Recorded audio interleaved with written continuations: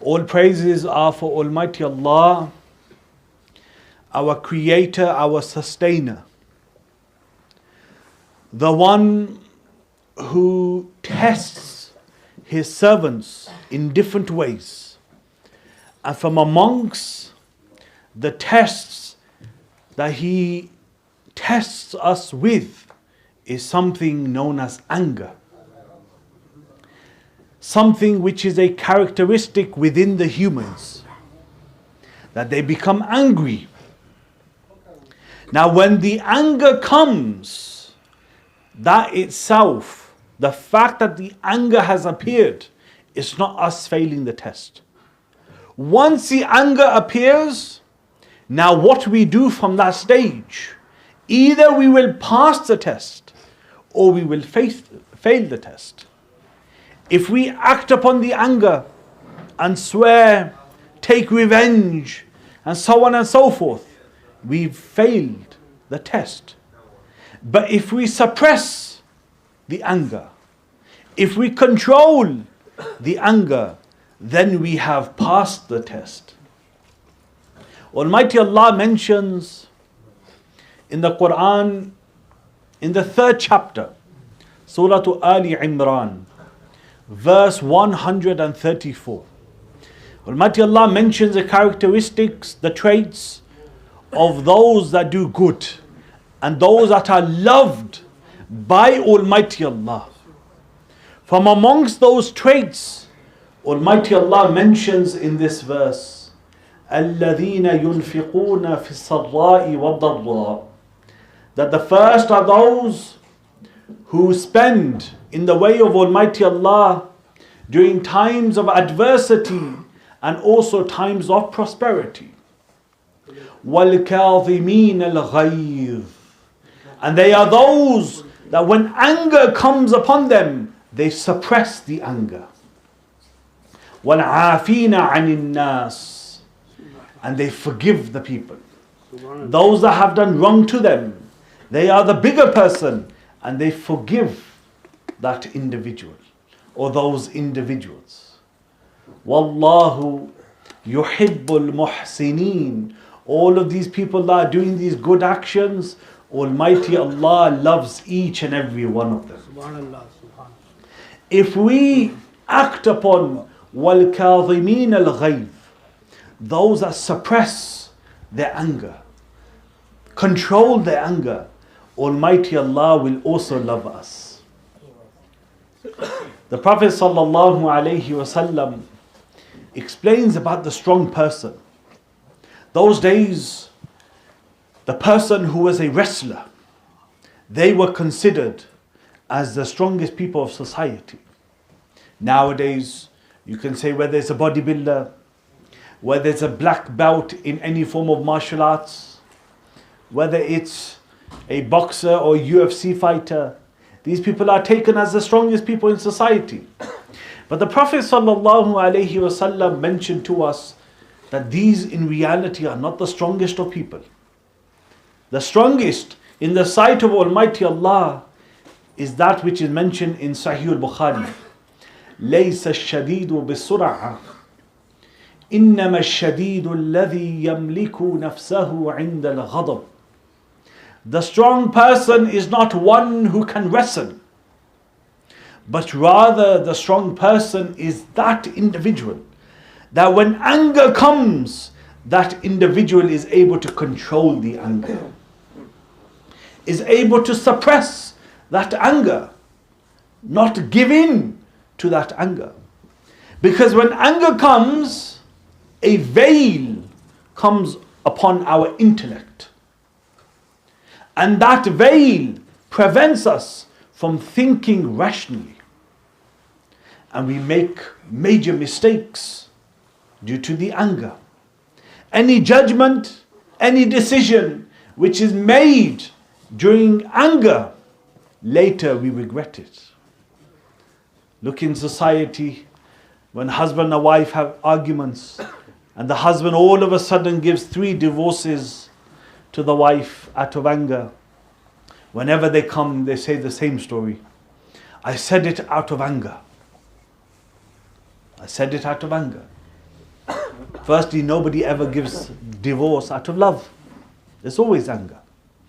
But because of the anger, the veil came upon the intellect, and the person did that which ultimately led to their separation.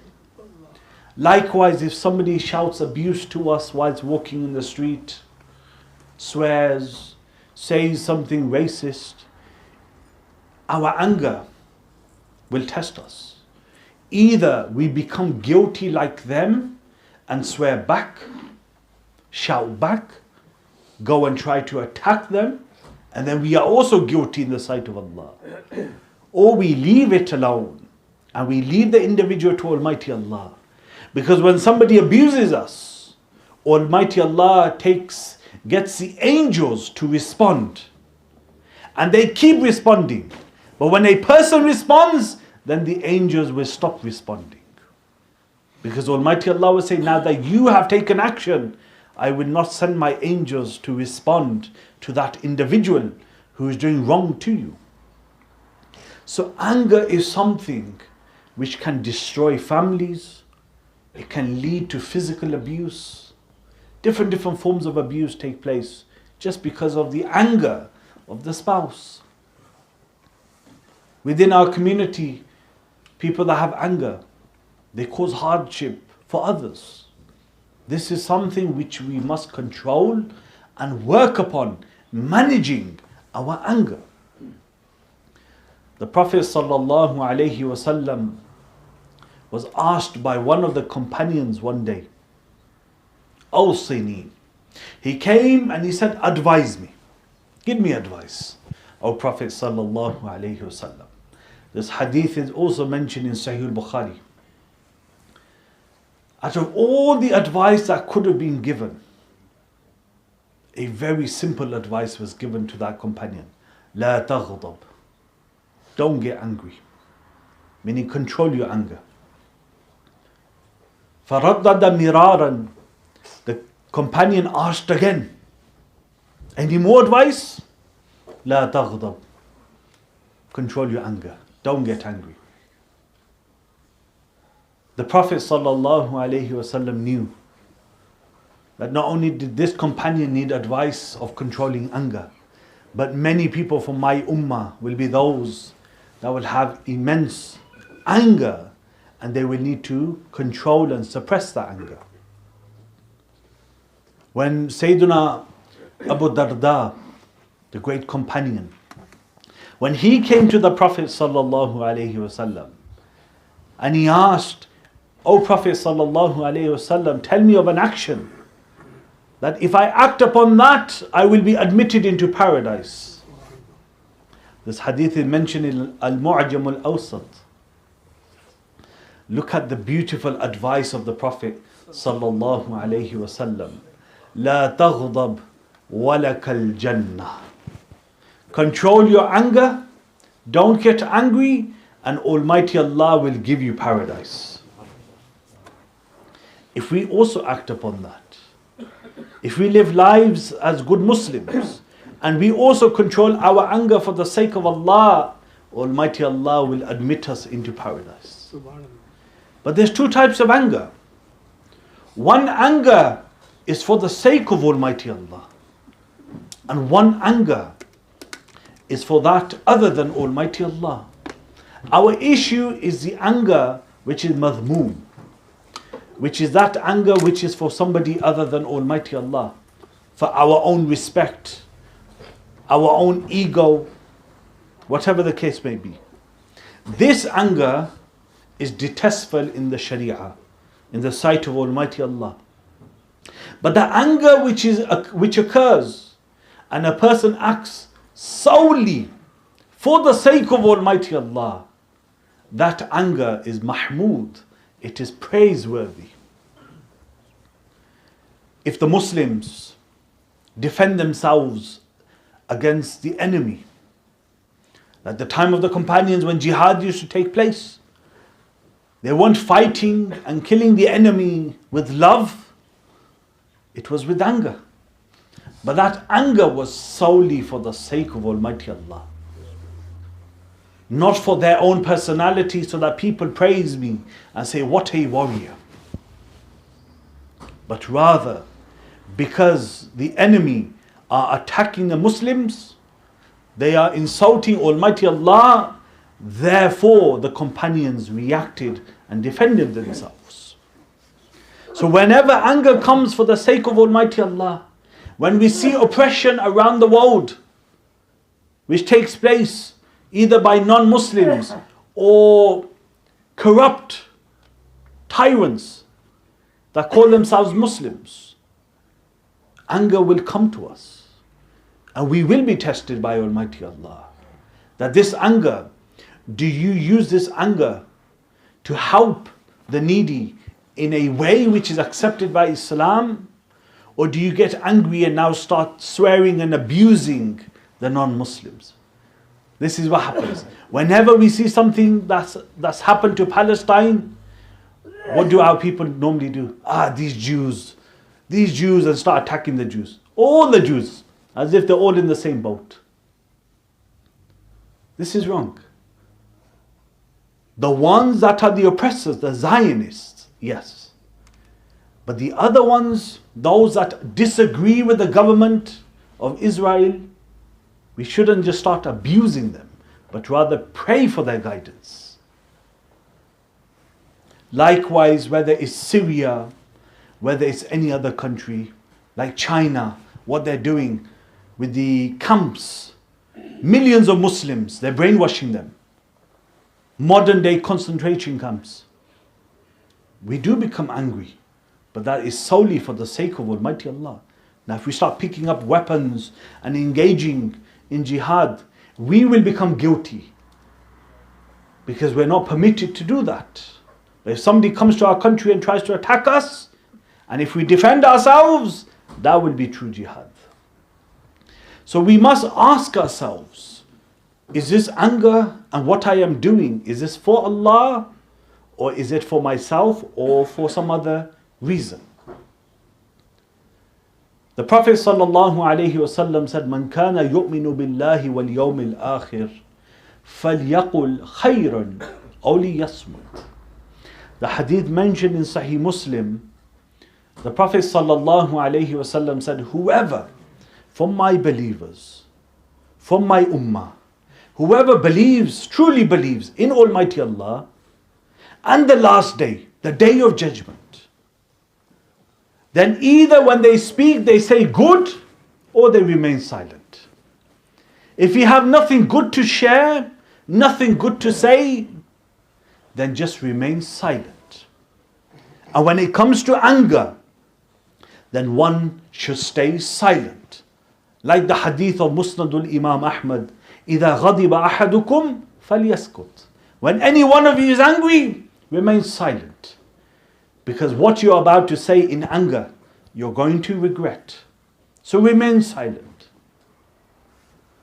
One day, two companions were arguing, even though the Prophet ﷺ was present. And one of them, his eyes were turning red, and the veins on his neck were becoming swollen due to the anger and rage. The Prophet ﷺ said, "Inni la'arifu kalimatan." Verily I know a word, meaning a sentence, that if these people say it right now, that anger and rage will disappear. Now what is it? أعوذ بالله من الشيطان الرجيم. I seek refuge, I seek protection with Allah from the accursed Satan. Because Satan is causing the anger. And therefore when we read ta'awudh, أعوذ بالله, then we will be protected. أعوذ بالله من الشيطان الرجيم. Because the Prophet ﷺ said, Inna shaitan, inna al-ghadab min al-shaitan. Anger comes from shaitan. Wa inna shaitan khuliqa min al-nar. And shaitan was created from the fire. Wa innama tudfa'u al-naru bil-ma. One way of suppressing that fire, extinguishing that fire, is water. Therefore, فَلْيَتَوَضَّأ. When you're angry, another way, besides reading ta'awwudh, is by doing wudu. Do wudu, you will extinguish that fire inside yourself, which is the anger, which is that rage. I conclude on the final hadith. Mentioned in Shu'bul Iman. Rasulullah sallallahu alayhi wasallam said, Man khazana lisanahu, satarallahu awratahu. One who restrains and restricts one's tongue for the sake of Almighty Allah, Almighty Allah will protect and cover that person's shortcomings and faults. وَمَنْ كَفَّ.